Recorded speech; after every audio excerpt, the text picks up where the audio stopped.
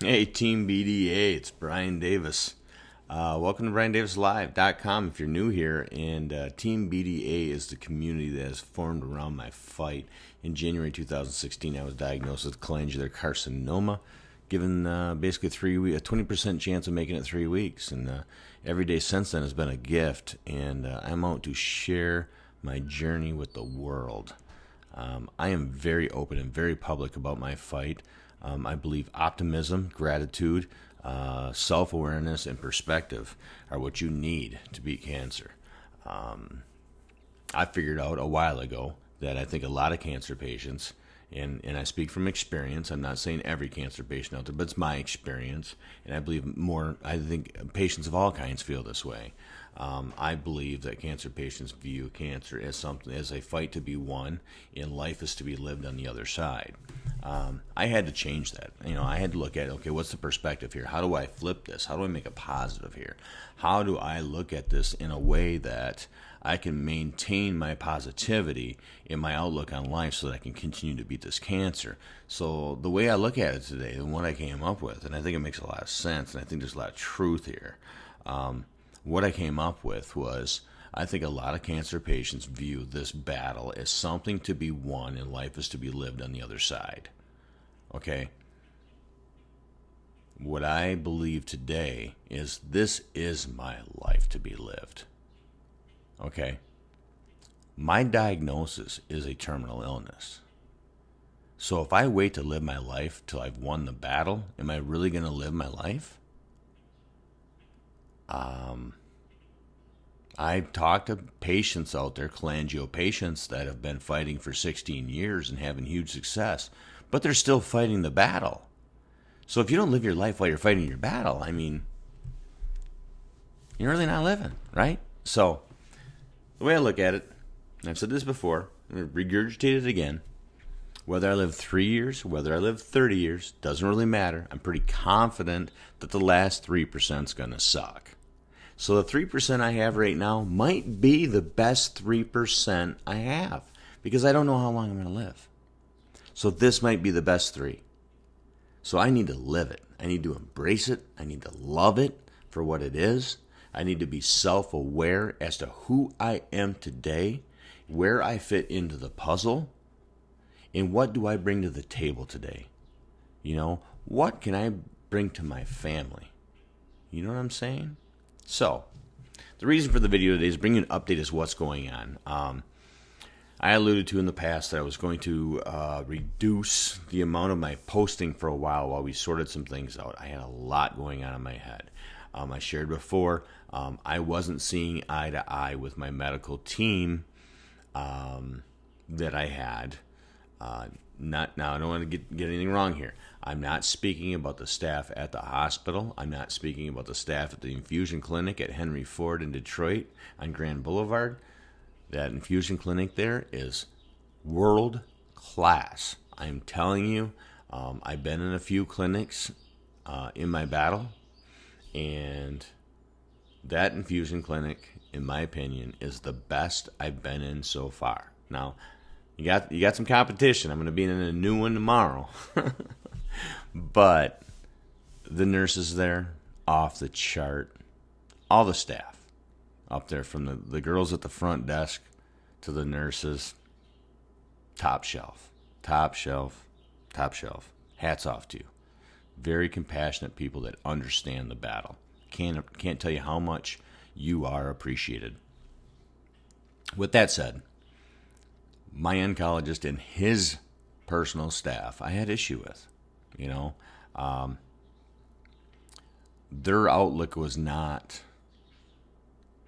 Whenever I talked about double-digit years, my oncologist pushed right back. He actually told my wife at one visit, my wife didn't quit going to visits, was she didn't have to worry about me seeing partial remission or any kind of remission for that matter. That is exactly what he told her. It crushed her. It did.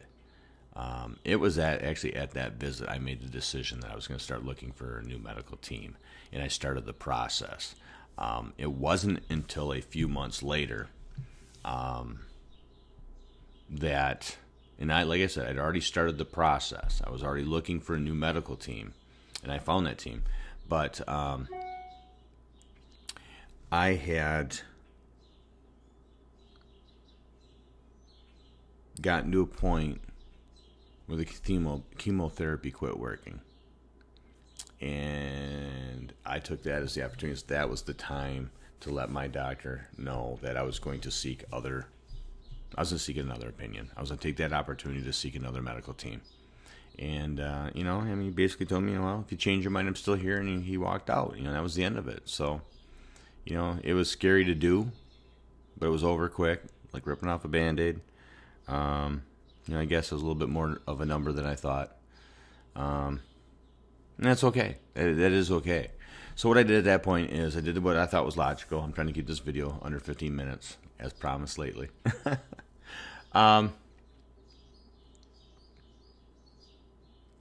What I did was I contacted cholangiocarcinoma.org, the foundation here in the U.S. that's collecting money for research, founded by a couple of lawyers, husband-wife team.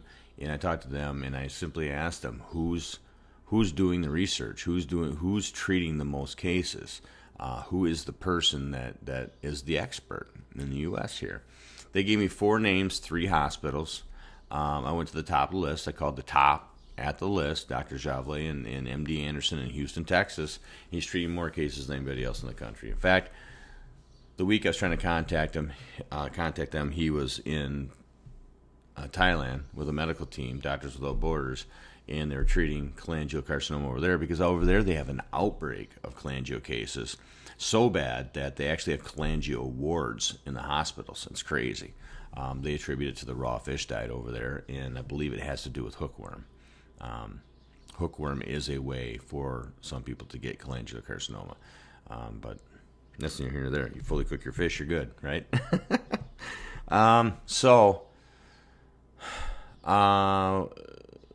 I sent an email to Dr. Javle at MD Anderson and asking for a consult, telling him my story and asking for a consult, and contacted my insurance company to see, what the process would be, see if they would allow for a second opinion, because you don't know this stuff when you're a cancer patient. And by the grace of God, we looked at I had to talk to a few people before I got the answers I wanted. Do that. When you don't get the answers you like, call back, get somebody else. Trust me, I'm going to be talking a lot about that in the future. But then so I contacted the insurance, and grace of God, the doctor and the hospital on a national level are in my network on my insurance. So that's great. And then we looked at, him put my care plan. We're looking at, okay, now I live in Michigan. He's in Texas. This is going to be really rough, right? As it turns out, they just signed a certified partnership with Covenant Care Centers, which happens to be about 5 miles from my house. So, yeah, that's right. I'm actually sitting here today waiting for them to ship my treatment to Covenant, and I'm going to be treated there locally.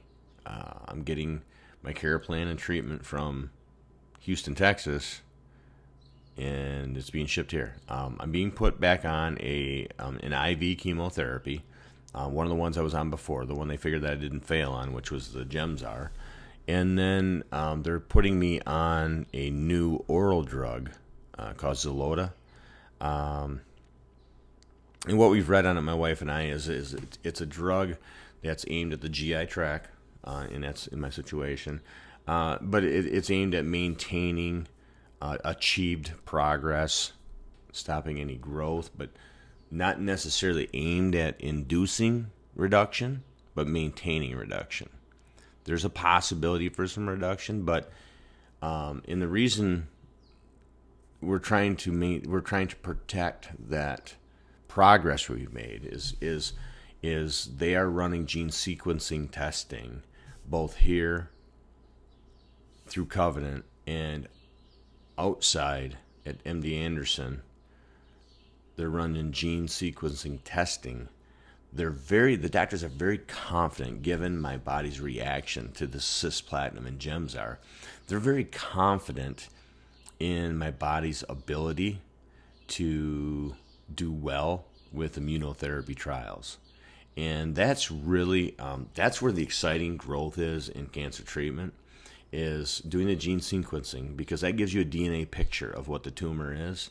And then they can match it to previous patients and what's worked, and then look at new trials that are out that treat the underlying T cells in the DNA of the tumor. Okay, I know that's a lot.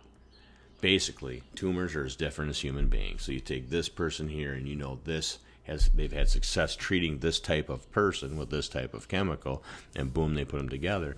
Well, that's how they try and figure out what immunotherapy trials a patient will respond to. But I will say this: every cholangio patient I've talked to that's lived past 10 years has been in an immunotherapy trial. So that's the golden arch for me. That's where I'm headed. That's what I'm aiming for. That's the uprights. That's the field goal, if you will. That's what we're heading for. Immunotherapy is where it's at. That's how I'm going to get the longevity. So we're really excited.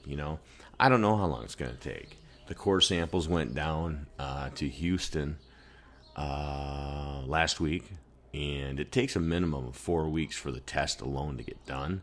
I'm assuming the test starts this week, but it's going to be 4 weeks, a minimum of 4 weeks, to know what the tumor is, and then they have to go out and apply to the trials. I could be on chemotherapy here for the summer. I don't know, but I know this: there's hope. We have hope again. And I'm going to continue to try and make a video every day. I do apologize. It weighs on me heavily when I fall short. But I think it also reminds everybody, I hope it does, that we're all human, that we all fail. And what's important is we learn from our mistakes. And every time I don't get around to making a video or posting, it weighs on me. And I think of new ways to doing better at it. So going forward, hopefully we'll see better results, right? But I wanted to make sure I reached out today and let everybody know what's going on with treatment. Knock on wood, I haven't gotten a phone call, and I know that my nurse is gone for the day. So 8 o'clock tomorrow morning, I will be back in treatment and working on beating this cancer. Don't forget, if you're new here, to BrianDavisAlive.com. That is the website. Check me out there. You can, on the website, there's a green subscribe ribbon where you can be updated on everything I do in my battle. But please, if you haven't yet subscribed to my YouTube channel, boom, right there. I'm really trying to give this a run for the money because I'm having a hard time typing. So this is a really good way for me to keep in touch with everybody and not barrage you with emails too. So right here, click on the starburst and subscribe. You'll get notified, if you choose so, when I do videos. But if you choose not to watch them on a given day, no worries. But please hit the subscribe button. So with that, BrianDavisAlive.com is a website. You can find me on Instagram, Twitter, Facebook, all of them. BrianDavisAlive.com, even on Pinterest. I hope you guys have a blessed day. I love each and every one of you.